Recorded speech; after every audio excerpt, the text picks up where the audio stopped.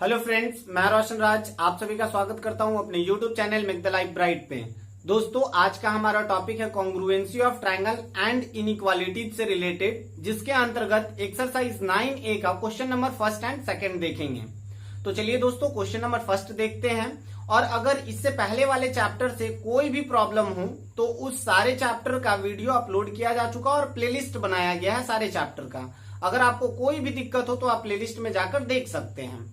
तो चलिए इस क्वेश्चन को देखते हैं। यहाँ पर क्वेश्चन दिया गया in the given figure A B is parallel to C D. A B जो है वो सी डी के पैरेलल है और ओ जो है वो ओ मिड पॉइंट है किसका, ए डी का मिड पॉइंट है। अगर मिड पॉइंट है इट मीन्स बाइसेक्ट कर रहा है, it means O A is equal to O D. ठीक है ना। हमें प्रूफ क्या करना है, triangle A O B is congruent to triangle D O C. अब देखिए यहाँ पर माइंड में बहुत तरह के क्वेश्चंस डेवलप होते हैं, लेकिन आपको एक चीज हमेशा माइंड में रखना है कि आप कितने कॉन्ग्रुएंसी कंडीशंस पढ़े हैं। ठीक है, और उसमें से कोई ना कोई एक सेटिस्फाइड होगा तभी हम कह सकते हैं, अदरवाइज दूसरा अगर कोई तरीका है तो वहां पे आप कॉन्ग्रुएंट नहीं शो कर सकते हैं। जैसे कि आपके पास 5 कंडीशन है।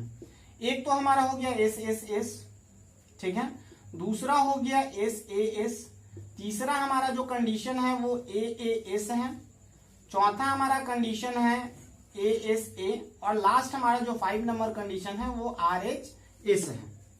तो आप यहां तक तो आई थिंक ये चीज आप समझ चुके हैं। ठीक है, अगर अब देखिए यहां पर आपको क्या करना है कि ये कोई कंडीशन मतलब इसमें से कोई एक क्राइटेरिया अगर अप्लाई हो रहा है तो आप इसको कॉन्ग्रुएंट शो कर सकते हैं। तो देखिए यहां पर थोड़ा बहुत और समझते हैं डिटेल में। देखिए तो अगर ए बी जो है वो सी डी के इक्वल है, सॉरी पैरेलल है, तो ये जो एंगल होगा वो इसके इक्वल होगा because of alternate interior angle, because AB and CD is parallel and AD is transversal। उसी तरीके से ये भी एंगल इसके इक्वल होगा because of alternate interior angle, और तीसरा जो हमारे पास कंडीशन आ रहा है वो ये इसके इक्वल आएगा। लेकिन अब यहाँ पे क्वेश्चन ये आता है कि आप किसको फॉलो करेंगे। जैसे यहाँ पर ये तो आप देख रहे हैं कि ये इसके इक्वल हो गया, ये इसके और ये इसके इक्वल, तो ए कॉन्ग्रुएंसी कंडीशन तो आप पढ़े नहीं है और होता भी नहीं है। अब सिमिलैरिटी में ए एस सिमिलैरिटी पढ़ सकते हैं, आगे आप लोगों को 10th में मिलेगा, लेकिन ए कॉन्ग्रुएंसी कंडीशंस नहीं होता है, तो ये तो खैर सेटिस्फाइड नहीं करेगा। देखिए तो अब अगर ये एंगल इसके इक्वल कर दें और हम ये कंडीशन हमारे पास दिया गया था कि O A is equal to O D because O is a mid point of A D, तो ये इसके इक्वल हो गया और ये दोनों एंगल इक्वल हो गया। और दूसरा जो है हमारा ये एंगल इसके इक्वल, इट मीन्स आप यहां देख पा रहे हैं कि एंगल साइड एंगल और एंगल साइड एंगल आप पढ़ चुके हैं। ठीक है ना, तो ये पांचों में से एक कंडीशन को फुलफिल कर रहा है, इट मीन्स यहां पर एंगल साइड एंगल से ये कॉन्ग्रुएंट होगा। तो चलिए इसे देखते हैं कि किस प्रकार से एक्सप्रेस कर सकते हैं। तो यहां पर लिखेंगे इन ट्राइंगल, फर्स्ट नंबर हम बना रहे हैं इसका, फर्स्ट का फर्स्ट। ठीक है, in triangle AOB and triangle DOC we have. अब यहां पे आप क्या कर सकते हैं, तो सबसे पहले तो एंगल COD किसके इक्वल होगा, वो किसके इक्वल होगा, एंगल BOA के इक्वल होगा because of vertically opposite angle, vertically opposite angle. ठीक है, ठीक है, तो ये दोनों इक्वल होगा। उसके बाद दूसरा जो हमारे पास कंडीशन है वो क्या है, हमारा दूसरा जो कंडीशन है वो सॉरी यहां पर एक चीज प्रॉब्लम है, क्योंकि यहां पर AOB पहले ट्राइंगल हम लोग लिए हैं, तो यहां पे हम लोग सबसे पहले लिखेंगे angle AOB is equal to AOB, okay, AOB is equal to क्या हो जाएगा, DOC। देखिए जो पहले आप ट्राइंगल लेंगे उसी का एंगल पहले लिखेंगे, उसी का साइड पहले लिखेंगे। ठीक है, ये चीज ध्यान देना है आपको। अब देखिए AOB में अगर दूसरा हम देखें तो ये तो इक्वल हो गया, दूसरा हमारा OA is equal to OD because O is the mid point of AB, OAD। ठीक है ना, AD का O क्या है, मिड पॉइंट है। और तीसरा जो हमारे पास कंडीशन है वो है OAB is equal to angle ODC, और ये कैसे है, तो अल्टरनेट इंटीरियर एंगल। ठीक है, ये अल्टरनेट इंटीरियर एंगल है। ठीक है, तो यहां पर हमारे पास 3 कंडीशन आ गया। देखिए यहां पर एक एंगल हो गया, दूसरा साइड हो गया और तीसरा फिर क्या है, एंगल है। तो हम लिख सकते हैं triangle AOB is congruent to triangle DOC. किस तरीके से, मतलब क्राइटेरिया आपको यहां पे मेंशन करना पड़ेगा, तो एंगल साइड एंगल, ठीक है ना।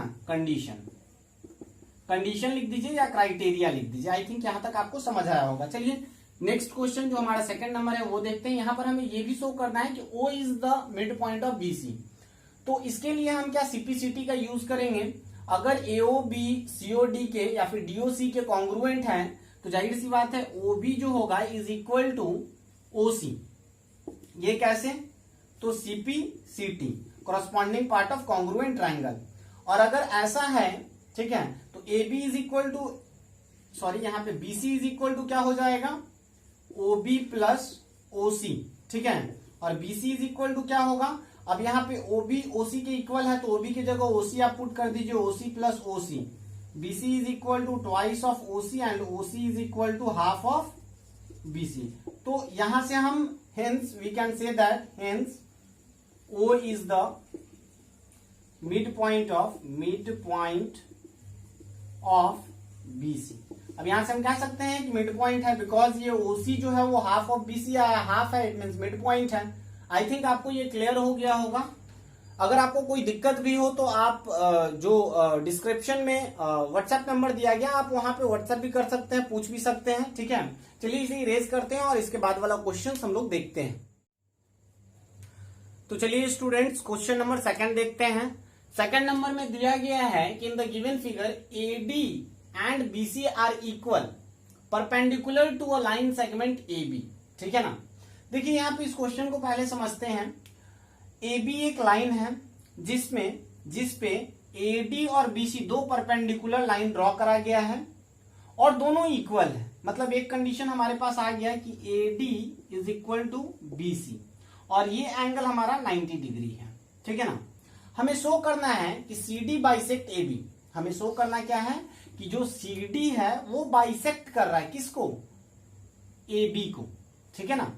तो बाइसेक्ट करने का मतलब क्या हो गया कि ये OA है वो OB के इक्वल होगा। अगर ऐसा कंडीशन हम प्रूफ कर देते हैं इट मींस ये बाइसेक्ट कर रहा है, हम कह सकते हैं। अब देखिए यहां पर आपके माइंड में आ रहा होगा कि अगर राइट एंगल ट्राइंगल दिया गया है it means RHS he apply होगा, तो ऐसा कुछ नहीं है।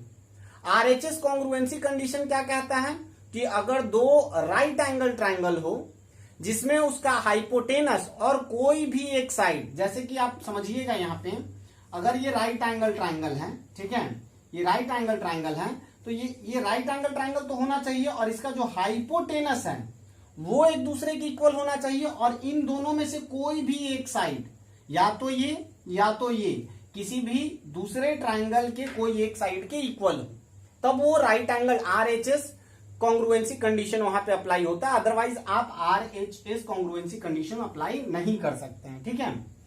तो यहां पर ऐसा कुछ हमारे पास दिया नहीं गया है कि OD is equal to OC है, तो इसलिए यहां पे RHS कंडीशन तो अप्लाई नहीं होगा। लेकिन आपको इतना जरूर पता है कि अगर दो लाइन एक दूसरे को इंटरसेक्ट करें तो वहां पर वर्टिकली अपोजिट एंगल बनता है जो कि एक दूसरे के इक्वल होता है।